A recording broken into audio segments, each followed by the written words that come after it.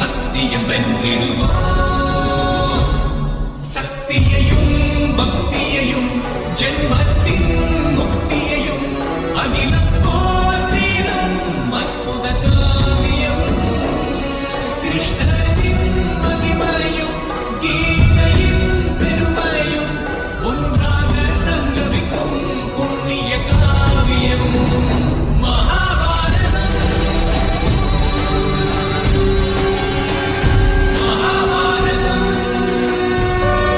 வீரமில்லாத விவேகம் கோழைத்தனம், விவேகமில்லாத வீரம் முரட்டுத்தனம், வீரத்தோடு சேர்ந்த விவேகம் புத்திசாலித்தனம். சரி என்று பட்டதை யார் தடுத்தாலும் சிரம் தாழ்த்தாது செய்து முடிப்பதே வீரம்.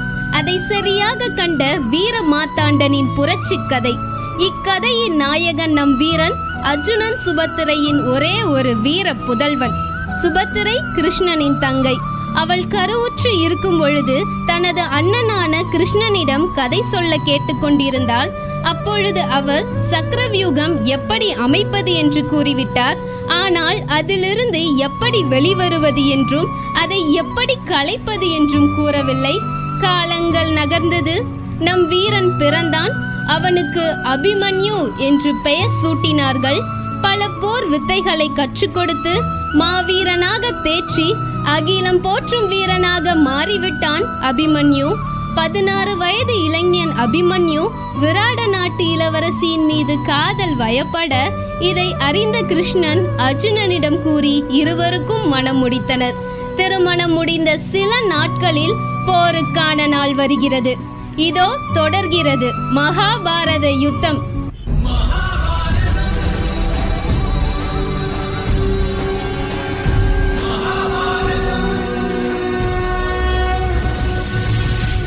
அம்மா, அம்மா, எங்கே இருக்கிறீர்கள்? என்னவாயிற்று அபிமன்யு? ஒரு சந்தோஷமான செய்தி. என்ன, கௌரவர்கள் சமாதானத்திற்கு ஒப்புக்கொண்டார்களா? இல்லை, இறப்பதற்கு தயாராகிவிட்டன. ஐயனே, நீங்க எதிர்பார்த்து கொண்டிருந்த திருநாள் வந்துவிட்டதா? என்ன நினைத்து கொண்டிருக்கிறாய் உத்திரை?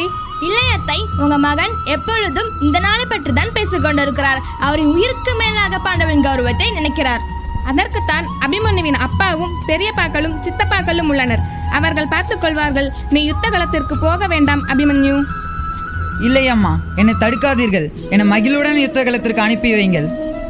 அத்தை, பயம் வேண்டாம். என்றும் ஐயன் காண்பது வெற்றி மட்டும்தான். அகில உலகத்தில் உங்க மகனை வெல்ல யார் இருக்கிறார்கள்? யுத்த களத்திற்கு அனுப்பி வைங்கள் அத்தை. சென்று வா அபிமன்யு, வெற்றி உனக்குத்தான். போர்க்களத்திற்கு செல்லும் நேரம் நெருங்கிவிட்டது. அதனால் நீயும் அம்மாவும் அரண்மனையில் பத்திரமாக இருங்கள். அபிமன்யு ஆகிய நான் யுத்த களத்திற்கு சென்று வென்று வருகிறேன்.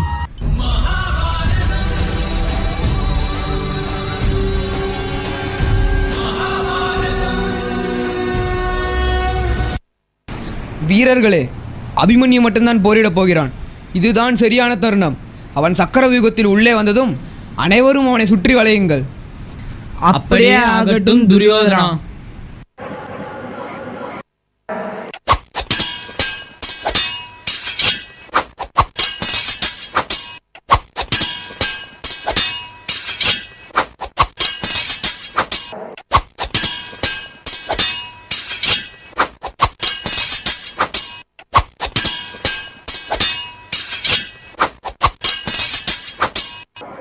என் தந்தையிடம் ஒன்றை கூறுங்கள். அவர் புதல்வன் அவரது புகழை காப்பாற்றினான் என்று கூறுங்கள். என்னை பெற்றெடுத்த தாயிடம் அபிமன்யாகிய நான் வீரமரணம் அடைந்தேன் என்று பெருமையுடன் கூறுங்கள். அன்பு கர்ணா, அவனை வதைக்கும் நேரம் நெருங்கவில்லை.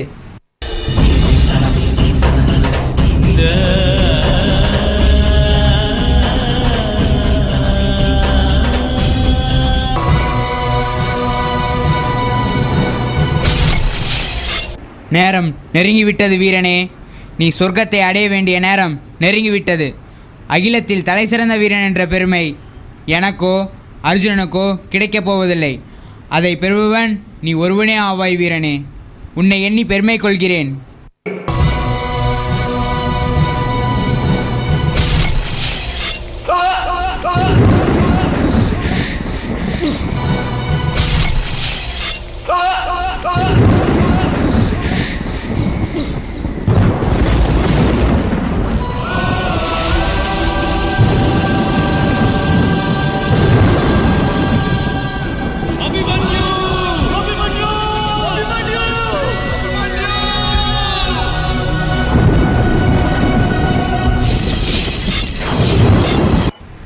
அன்பு கர்ணா, அவனை வதைப்பதற்கு நான் உனக்கு ஆணையிடவில்லை. அதற்குள் ஏன் இவனை வதைத்தாய்? சூரியன் இன்னும் அஸ்தமனமாகவில்லை. சூரியன் அஸ்தமித்தது மித்ரா. மாவீரன் ஒருவன் மடிந்து மண்ணில் சாகிறான் என்றால் அதுவே சூரியனுடைய அஸ்தமனமாகும். கண்டு கழியுங்கள் பாண்டவர்களே, கண்டு கழியுங்கள். இன்றைய தினம் அபிமன்யுவின் மரணத் திருவிழா நடக்கும் தினம்.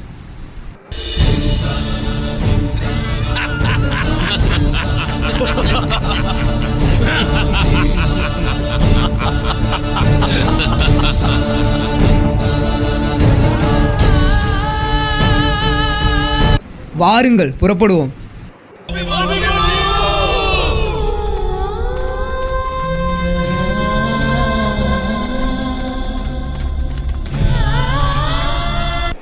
சிறுவனை வீழ்த்திய கோழைகளே, இதுதான் தம்முடைய வீரத்தின் அழகா?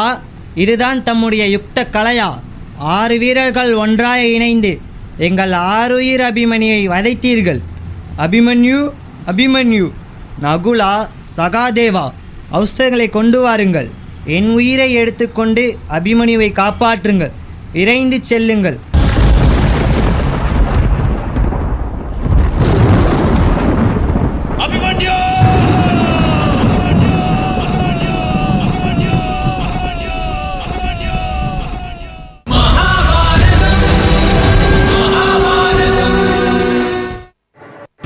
மாதவா, எனது நெஞ்சம் ஏனோ அடைக்கின்றது.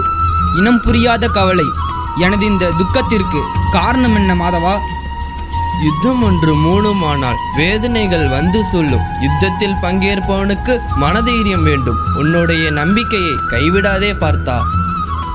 மாதவா, விரைந்து என்னை குரு சேத்திர யுத்த பூமிக்கு அழைத்து செல்லுங்கள்.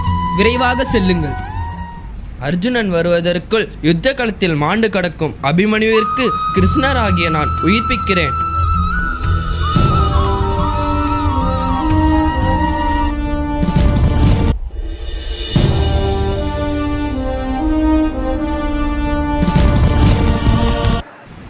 அபிமன்யு, அபிமன்யு, தந்தையை, நான் இங்கு நிற்கின்றேன்.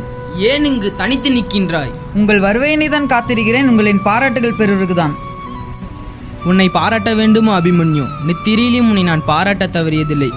ஈன்ற மகனை பாராட்டுவது ஒரு தந்தைக்கு கிடைத்த மிகப்பெரிய வரம் அல்லவா?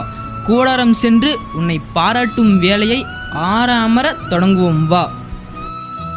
தந்தையே, என்னாச்சு அபிமன்யு? தந்தையே, தமக்கு நான் என்னுடைய வீரத்தை வெளிப்படுத்த நினைக்கிறேன். இன்று இந்த யுத்த களத்தில் நான் என்னுடைய வீரத்தை வெளிப்படுத்தினேன். அதோ அங்க பெரியப்பா துரியோதனர் இருந்தார். அருகில் குரு துரோணர், மற்றொரு புறம் அங்கதேசத்து அரசர். ஆனால் நான் அவர்களை கண்டு கவலை கொள்ளவில்லை தந்தையே. தாம் ஒன்றை எண்ணி கர்வம் கொள்ளலாம். சூரியன் அஸ்தமனம் தொடங்கும் வரை நான் அஸ்திரத்தை தியாகம் செய்யவில்லை தந்தையே. ஆஹா, அற்புத மகனே, அற்புதம். ஆம் தந்தையே, நான் பெரியப்பா துரியோதனையும் தாக்கினேன். குரு துரோணரையும் 3 அஸ்திரத்தால் காயப்படுத்தினேன். அதனோடு என்னுடைய வாளை பயன்படுத்தி பெரியப்பா துச்சானை ஒரே வீச்சில் மண்ணை சாய்த்தேன். அதே நேரத்தில் என் தியாகத்திலிருந்து இரத்த வெள்ளம் பெருக்கெடுத்தது. இருப்பினும் நான் அஸ்திரத்தை தியாகம் செய்யவில்லை தந்தையே. என்ன கூறுகிறாய் மகனே?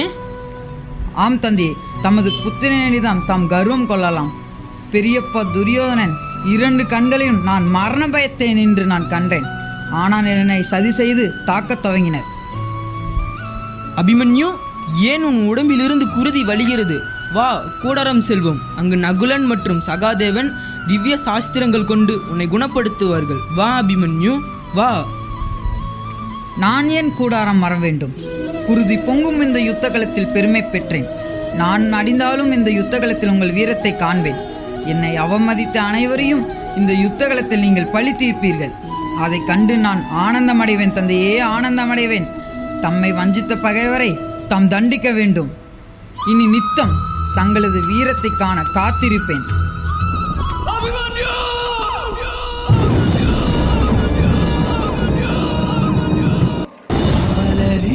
வலை வீச்சிலே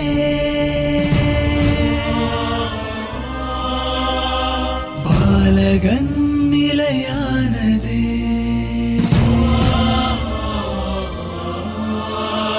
கயவர் கரத்தில் சிக்கியே வீழ்ந்தாலுமே இது வெற்றியே. இவ்வுலகில் மிகச்சிறந்த வீரன் என்று உன்னை போல் மற்றொருவன் எந்த யுகத்திலும் பிறக்கப் போவதில்லை. அகிலம் போற்றும் புகழ் பெற்றாயே அபிமன்யு, நீயே மகாபாரத்தின் வீரபுத்திரன். நீர் வாழ்க, நீ புகழ் வாழ்க.